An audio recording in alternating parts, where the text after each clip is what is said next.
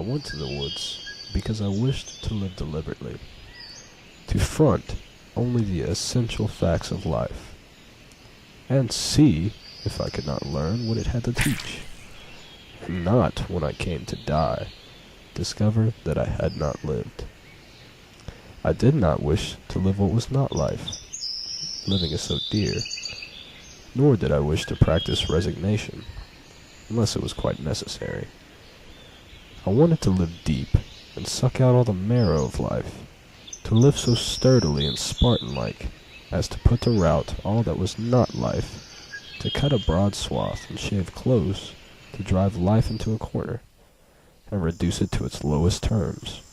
And if it proved to be mean, why then to get to the whole and genuine meanness of it, and publish its meanness to the world, or, if it were sublime, to know it by experience, and be able to give a true account of it in my next excursion. For most men, it appears to me, are in a strange uncertainty about it, whether it is of the devil or of God, and have somewhat hastily concluded that it is the chief end of man here to glorify God and enjoy him forever. Still we live meanly, like ants, though the fable tells us that we were long ago changed into men. Like pygmies we fight with cranes. It is error upon error, and clout upon clout, and our best virtue has for its occasion a superfluous and inevitable wretchedness. Our life is frittered away by detail. An honest man has hardly need to count more than his 10 fingers, or in extreme cases he may add his 10 toes, and lump the rest. Simplicity, simplicity, simplicity. I say, let your affairs be as 2 or 3, and not 100 or 1,000. Instead of 1,000,000, count 12. In the midst of this chopping sea of civilized life, such are the clouds and storms and quicksands, and 1,001 items to be allowed for, that has a man to live, if he would not founder and go to the bottom, and not make his port at all, by dead reckoning, and he must be a great calculator, indeed, who succeeds. Simplify, simplify, simplify. Instead of 3 meals a day, if it be necessary, eat but 1. Instead of 100 dishes, 5, and reduce other things in proportion. Why should we live with such hurry and waste of life? We are determined to be starved before we are hungry. Men say that a stitch in time saves 9, and so they take 1,000 stitches today to save 9 tomorrow. As for work, we haven't any of consequence. We have the St. Vitus dance, and cannot possibly keep our heads still. If I should only give a few pulls at the parish bell rope, as for a fire, that is, without setting the bell, there is hardly a man on his farm when the outskirts of Concord, notwithstanding that press of engagements which was his excuse so many times this morning, nor a boy nor a woman. I might also say, but would forsake all and follow that sound, not mainly to save propriety from the flames, but, if we will confess the truth, much more to see it burn, since burn it must, and we, be it known, did not set it on fire, or see it put out, and have a hand in it, if that is done as handsomely. Yes, even if it were the parish church itself. Hardly a man takes a half-hour's nap after dinner, but when he wakes he holds up his head and asks, "What's the news?" as if the rest of mankind had stood as sentinels. Some give directions to be waked up every half-hour, doubtless for no other purpose, and then, to pay for it, they tell what they have dreamed. After a night's sleep, the news is as indispensable as the breakfast. Pray tell me anything new that has happened to any man here on this globe. And he reads it over his coffee and rolls, that a man has had his eyes gouged out this morning on the Wachito River, never dreaming the while that he lives in the dark, unfathomed mammoth cave of this world, and has but the rudiment of an eye himself. For my part, I could easily do without the post office. I think that there are very few important communications made through it. To speak critically, I never received more than 1 or 2 letters in my life, I wrote this some years ago, that were worth the postage. The penny post is commonly an institution through which you seriously offer a man that penny for his thoughts, which is so often safely offered in jest, and I am sure that I never read any memorable news in a newspaper. If we read of one man robbed, or murdered, or killed by accident, or one house burned, or one vessel wrecked, or one steamboat blown up, or one cow run over on the Western Railroad, or one mad dog killed, or one lot of grasshoppers in the winter, we never need read of another. One is enough. If you are acquainted with the principle, what do you care for a myriad instances and applications? Time is but the stream I go a-fishing in. I drink at it, but while I drink I see the sandy bottom, and detect how shallow it is. Its thin current slides away, but eternity remains. I would drink deeper, fish in the sky, whose bottom is pebbly with stars. I cannot count one. I know not the first letter of the alphabet. I have always been regretting that I was not as wise as the day I was born. The intellect is a cleaver. It discerns and rifts its way into the secret of things. I do not wish to be any more busy with my hands than is necessary. My head is my hands and feet. I feel all my best faculties concentrated in it. My instinct tells me that my head is an organ for burrowing, as some creatures use their snout and forepaws, and with it I would mine and burrow my way through these hills. I think that the richest vein is somewhere hereabouts, so by the divining rod and thin rising vapors I judge, and here I will begin to mine. It is remarkable how many creatures live wild and free, though in secret in the woods, and still sustain themselves in the neighborhood of towns, suspected by hunters only. How retired the otter manages to live here. He grows to be 4 feet long, as big as a small boy, perhaps without any human being getting a glimpse of him. I formerly saw the raccoon in the woods behind where my house is built, and probably still heard their wintering at night. Commonly I rested an hour or two in shade at noon, after planting, and ate my lunch, and read a little by a spring which was the source of a swamp and of a brook, oozing from under Brister's Hill, half a mile from my field. The approach to this was through a succession of descending grassy hollows, full of young pitch pines, into a larger wood about the swamp. There, in a very secluded and shaded spot, under a spreading white pine, there was yet a clean, firm sward to sit on.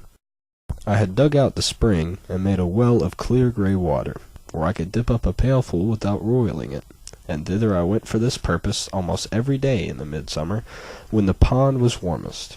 Thither too the woodcock led her brood, to probe the mud for worms, flying but a foot above them down the bank, while they ran in a troop beneath. But at last, spying me, she would leave her young and circle round and round me, nearer and nearer, till within 4 or 5 feet, pretending broken wings and legs, to attract my attention and get off her young, who would already have taken up their march, with faint, wiry peep, single file through the swamp, as she directed. Or I heard the peep of the young when I could not see the parent bird.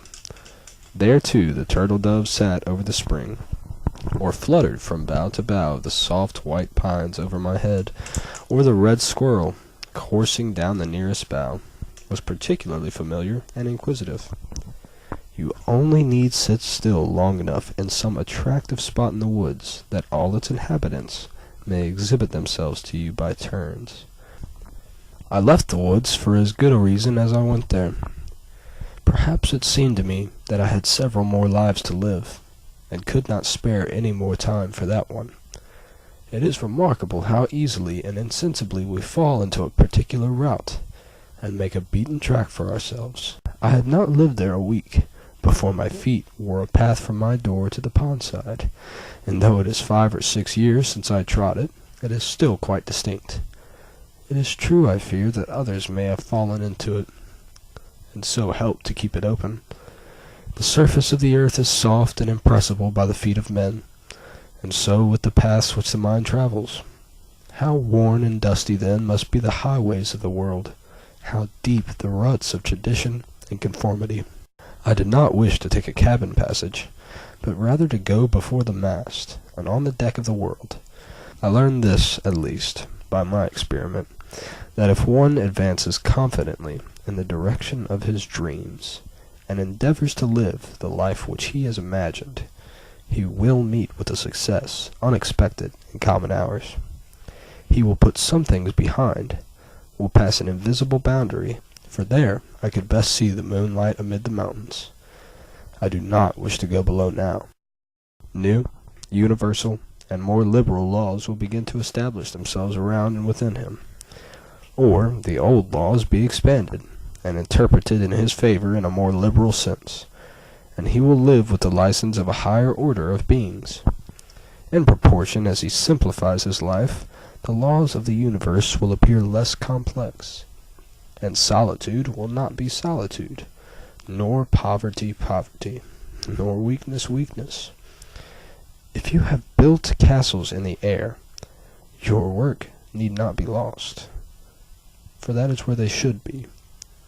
Now put the foundations under them.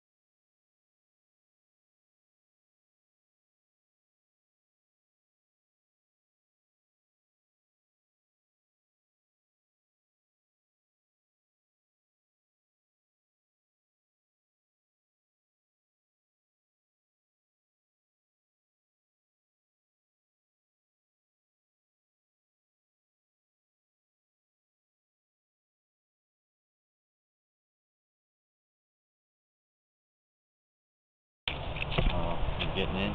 Yeah, you're getting in first. You're Jason, don't forget this. How are we gonna get Jason there? Are we gonna walk around or? He's gonna talk about it. We gotta get you walking. Here we go. What if we get like freaking deep and then Jason like falls because he's trying to go too fast? Look, see that screw on the left? Loosen that and you can turn it better. There you go. Don't freaking take it off. Feels shaky. Yeah, there's a stump sticking out right there. Okay, never mind, it's not that long. Jason was in the water right here, going past him. Bottom where he's going. Alright, yeah, so just come out the woods out there and I'll let you know when I'm ready. This is Michael Livingston, this is Rock the Boat, and watch Andrew fall out. I'm just kidding, I'm like...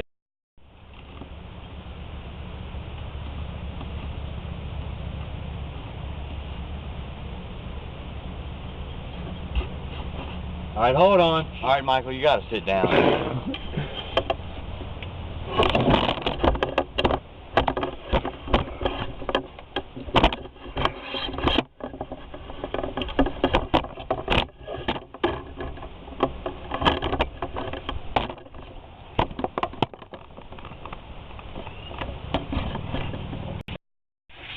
Alright, Jason.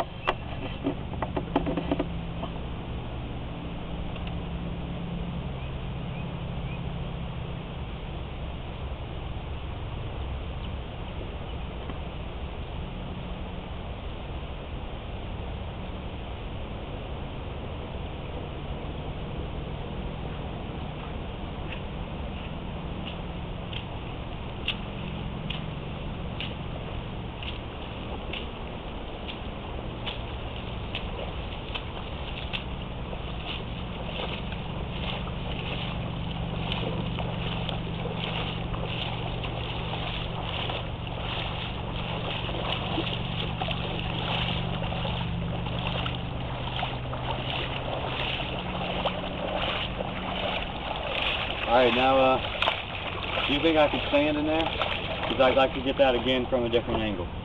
Yeah. If that's all right with you, Jason. It is? All right. All right, well, Michael, you can just keep on rolling, and I'll...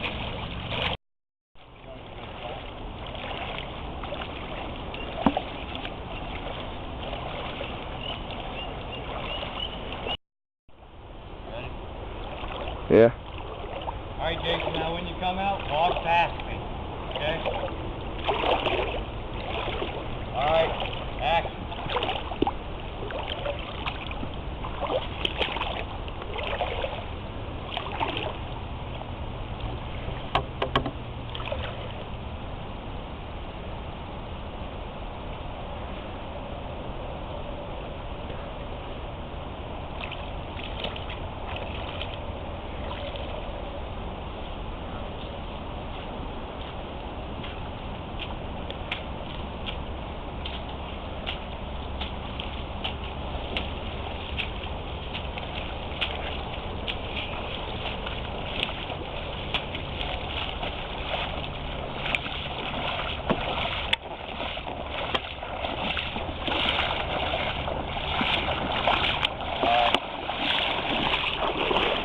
That's pretty good.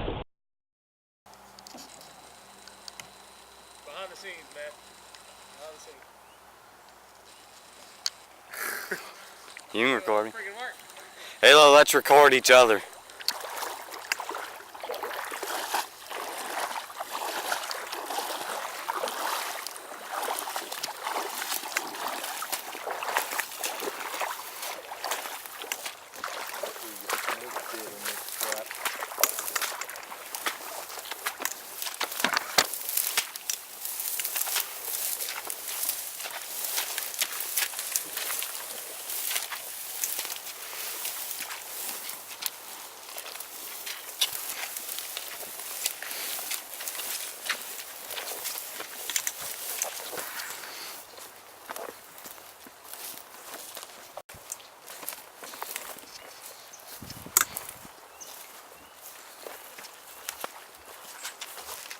It's better to get on it, freaking do it.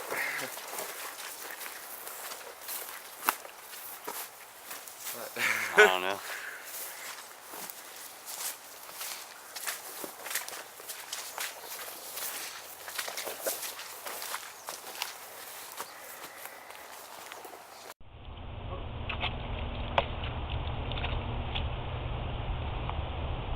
Sounds like the camera's not here. Give me another.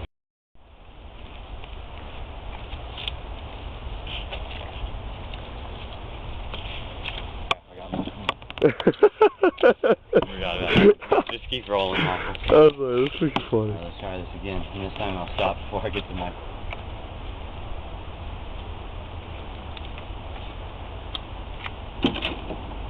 Yeah, I got deer standing there. But I want to get a shot from coming up this. No. Look out to the dentist, Jason.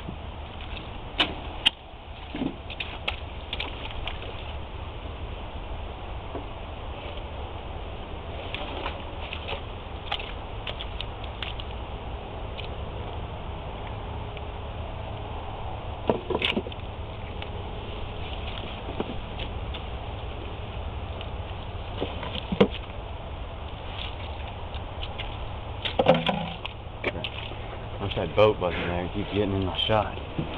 Alright, well, that should be good. Slow down some. Or just take smaller, slower steps. Turn and like kind of like walk into the woods. We'll get that tape in there.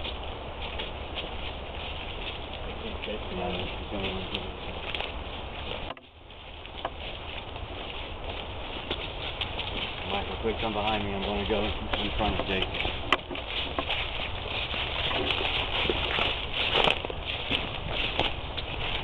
Stop everything.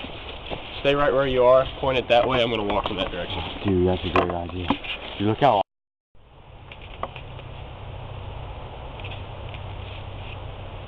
Alright. No. Let me get framed in. You gotta like, Alright. you gotta freaking look so good, Jason. Just majestically walk through.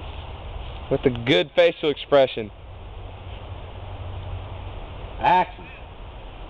Now, go.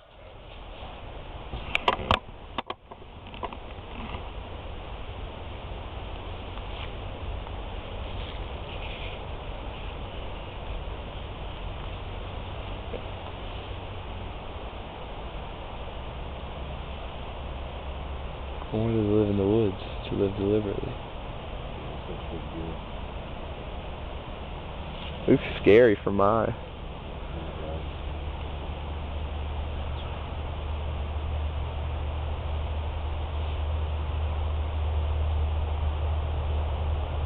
Hey Jason, when you get by, walk past me on my right side.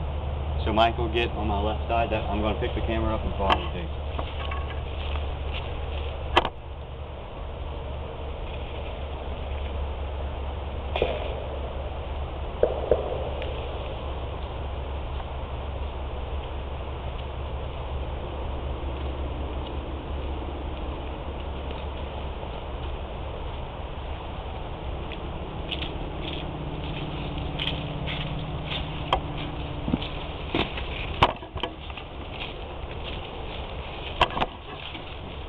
Too long. Alright. This way over right now. Yeah, my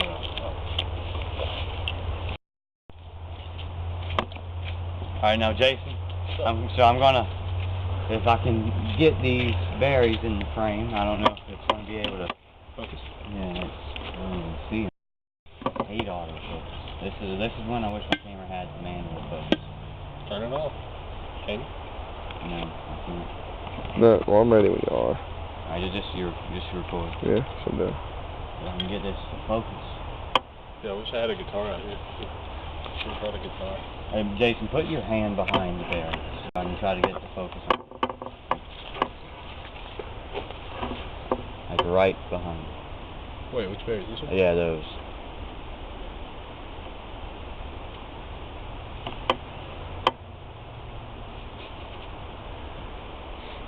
Alright. Alright, you're good, Jason. Thank you. Shit. It's out of focus.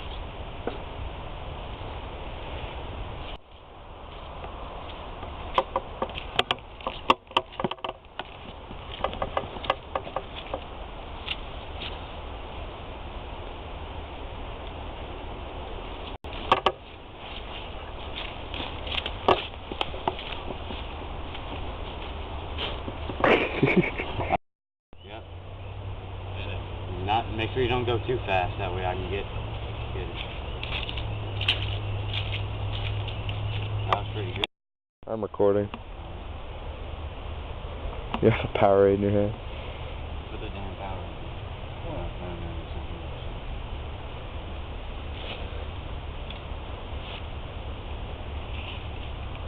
Right. See where that branch is going? Okay.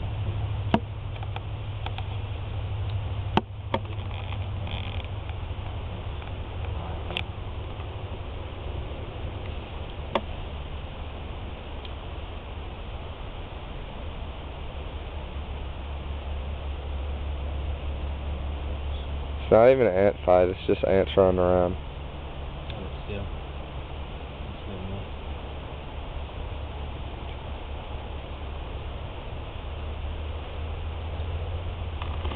You should get Jason squatting.